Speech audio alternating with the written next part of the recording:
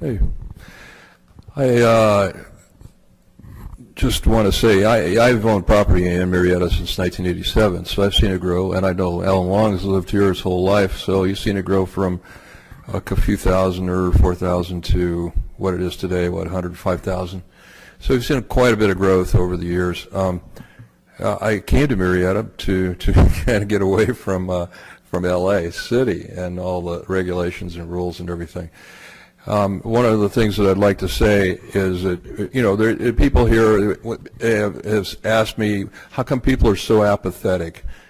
How come there's nobody coming to our meeting? How come nothing gets done?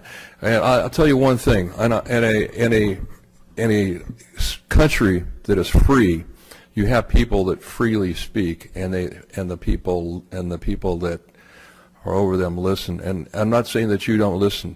I'm saying I'm just asking you, when the federal government, when the big government tells you to jump, I see that everyone here has to jump, because the rules are there. You're not going to get the money unless you jump. Okay, what's the next rule that's coming down the line? When will they say, okay, you're going to need to do this in order to get more money? We're not going to give you money unless you do this. We can't build any more churches in Murrieta. I'm making stuff up at the moment. I'm not going to build any more churches in Murrieta, or if you do, you won't get any money. I'm just making things up that can happen in the future in a dictatorship. And if my relatives who came from Germany, who left Germany because of the problems that were there, of the same kind that you're seeing here happen in the United States, they left because Germany was going to hell in a handbasket. And my relatives saw that, and my relatives in Sweden saw that too. So that my grandfathers who came here but have come for freedom.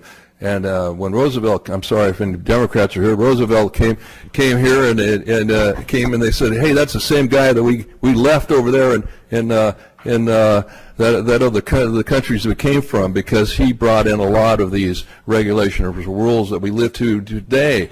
And so I think, though, that if you stand up, we stand up as not just one city.